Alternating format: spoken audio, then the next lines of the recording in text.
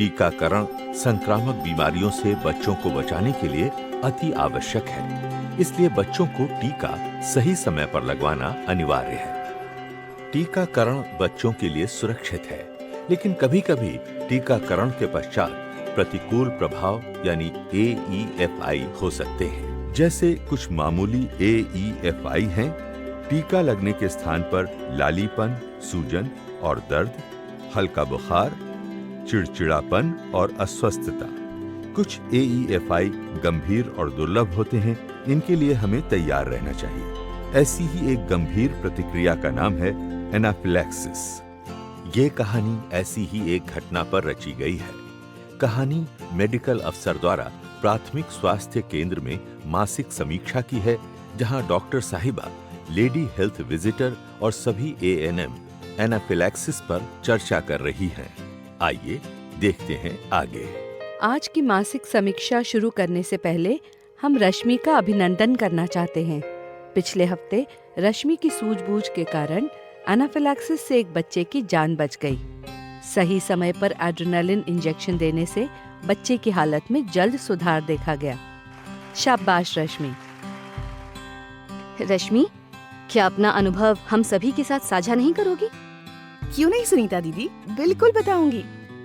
तो बताओ रश्मि, उस दिन क्या हुआ? उस दिन टीका लगाने के बाद मैंने हमेशा की तरह बच्चे की माँ और बच्चे को आधा घंटा वहीं रुकने को कहा, और फिर ये देखिए, मेरे सूरज को क्या हो रहा है? अरे, इसका चेहरा तो पूरा सूज गया है, सांस लेने में भी दिक्कत हो रही है। अरे, मेरे बच्चे को क्या हो गया? घबराओ नहीं बहन, लगता है बच्चे को रिएक्शन हुआ है। अभी मैं इसे इंजेक्शन लगा देती हूँ, जिससे बच्चे की हालत में सुधार आ जाएगा, और फिर डॉक्टर को दिखा देंगे। मुझे वो एनाफिलैक्सिस के लक्षण जैसे लगे, तो फिर मैंने बिना देर किए एड्रेनालिन का एक डोज देने की तैयारी करनी शुरू कर दी। सबसे पहले मैंने एनाफिलैक्सिस किट से डोज चार्ट में देखकर बच्चे की आयु के अनुसार एड्रेनालिन का इंजेक्शन तैयार किया, और फिर मैंने बच्चे की जांघ के मध्य भाग के बाहरी हिस्से को साफ करके 90 डिग्री से सीधे मांसपेशियों पर इंजेक्शन लगा दिया। उसके बाद मैंने इसकी सूचना नजदीकी प्राथमिक स्वास्थ्य केंद्र के मेडिकल अफसर को दी और एम्बुलेंस भी बुलवा ली। लो, एम्बुलेंस भी आ गई। बहन, बच्चे को डॉक्टर को दिखा देना। मेरी प्राथमिक स्वास्थ्य केंद्र के मेडिकल अफसर से बात हो गई है, और देखो, बच्चे में थोड़ा सुधार भी आ रहा है। हाँ जी, आपका बहुत धन्यवाद, वरना मैं तो घबरा ही गई थी। माँ का अपने बच्चे के लिए घबराना तो लाजमी है। और फिर बच्चा स्वास्थ्य केंद्र पहुँच गया, और डॉक्टर साहिबा की देखरेख में कुछ ही घंटों में वो ठीक भी हो गया। शाबाश रश्मि, तुमने एक समझदार ANM की तरह स्थिति संभाली। शाबाश। धन्यवाद मैडम जी। मैडम, ये एनाफिलैक्सिस क्या होता है? एनाफिलैक्सिस एक गंभीर एलर्जिक रिएक्शन है जो ज्यादातर श्वसन प्रणाली, हृदय और त्वचा प्रणाली को प्रभावित करता है। इसे समझना बहुत जरूरी है। मैडम, हम एनाफिलैक्सिस की पहचान कैसे कर सकते हैं? रेनू, एनाफिलैक्सिस के लक्षण टीके के कुछ मिनटों बाद से लेके 1-2 घंटों में देखे जा सकते हैं, और ये तेजी से बढ़ते हैं। इसके लक्षण 3 प्रणालियों में दिखते हैं। पहला, श्वसन प्रणाली, जिसमें सांस लेने में दिक्कत होना, जीभ, होठों, गले के अंदर सूजन आना, सांस लेते समय सीटी की आवाज आना, सांस लेते समय छाती में घुरघुराहट की आवाज आना, जीभ, होंठ, कान आदि नीले पड़ना देखा जाता है।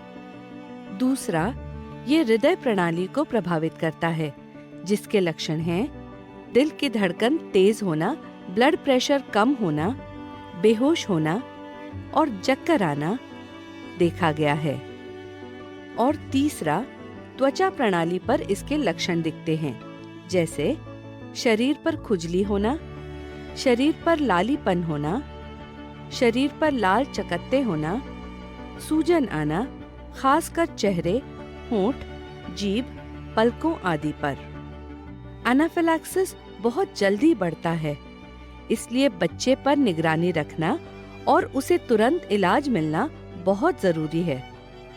तभी तो लाभार्थियों को टीके के बाद 30 मिनट इंतजार करने को कहा जाता है कि अगर कोई लक्षण दिखे तो तुरंत कार्यवाही की जा सके। बिल्कुल सही कहा सुनीता।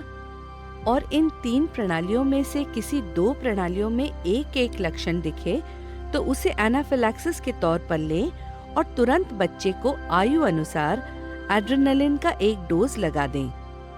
मैडम जी, एनाफिलैक्सिस होने पर एएनएम की क्या भूमिका रहती है? एनाफिलैक्सिस का सही समय पर इलाज न करने पर ये जानलेवा हो सकता है। अब इसके लक्षण दिखने पर एएनएम को एड्रेनालिन का एक डोज लगाने की अनुमति है।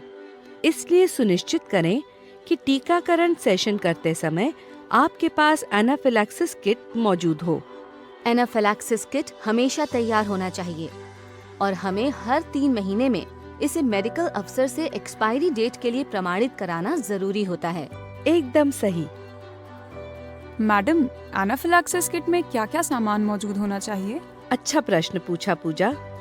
किट में एड्रेनालिन के 1 ml 1:1000 डाइल्यूशन की 3 एम्प्यूल, 3 1 ml के बिना सुई वाले ट्यूबरक्यूलिन सीरेंज या 3 40 यूनिट्स के बिना सुई वाले इंसुलिन सीरेंज, 3 24G या 25G की 1 इंच लंबी सुइयां और त्वचा साफ करने के लिए रुई मौजूद होनी चाहिए। हमें एड्रेनालिन की एक्सपायरी डेट का अवश्य ध्यान रखना चाहिए। और हाँ, एक जरूरी बात, एड्रेनालिन एपिनेफ्रिन के नाम से भी आता है। इसके अलावा एनाफिलैक्सिस किट में डोज चार्ट या खुराक सारणी, PHC या CHC के मेडिकल अफसर का नाम और फोन नंबर, नजदीकी स्वास्थ्य केंद्र का पता और लोकल एम्बुलेंस का फोन नंबर होना भी जरूरी है। किट में मेडिकल अफसर द्वारा दिया गया प्रमाण पत्र भी होना चाहिए। मैडम जी, अगर सुनिश्चित हो जाए कि बच्चे को एनाफिलैक्सिस है तो क्या करना चाहिए? एनाफिलैक्सिस सुनिश्चित होने का इंतजार ना करें।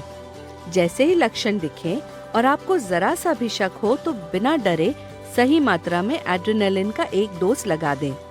अगर एनाफिलैक्सिस ना भी निकला तो एक डोज से बच्चे को कोई नुकसान नहीं होगा, लेकिन अगर एनाफिलैक्सिस हो तो बच्चे की जान बचाने में वो एक डोज बहुत कारगर होगा।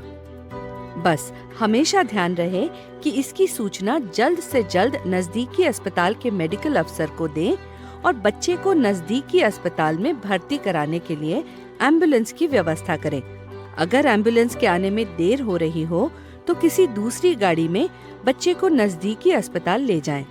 इसके लिए जरूरी है कि आप नजदीकी अस्पतालों के टेलीफोन नंबर सरकारी प्राथमिक स्वास्थ्य केंद्रों में रखें।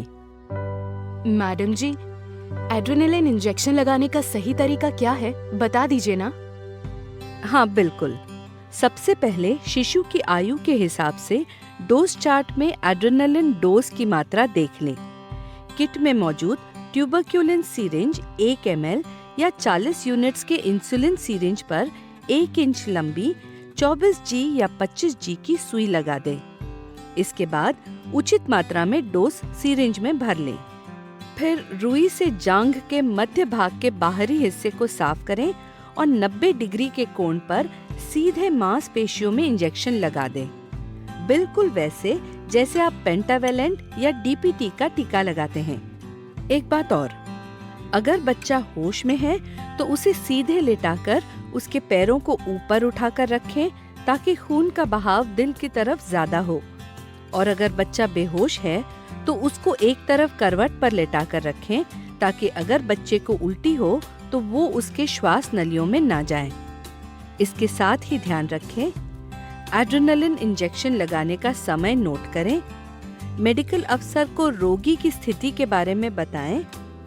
एड्रेनालिन इंजेक्शन लगने के बाद टीकाकरण कार्ड पर इसका उल्लेख करें। ये सारी बातें समझना बहुत जरूरी है।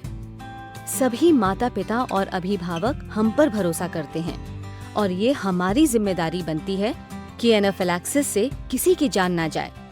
क्यों? अब सबको एनाफिलैक्सिस के बारे में सब याद रहेगा ना? हाँ दीदी, अच्छे से। इन सबको तो याद रहेगा। क्या आपको याद रहेगा?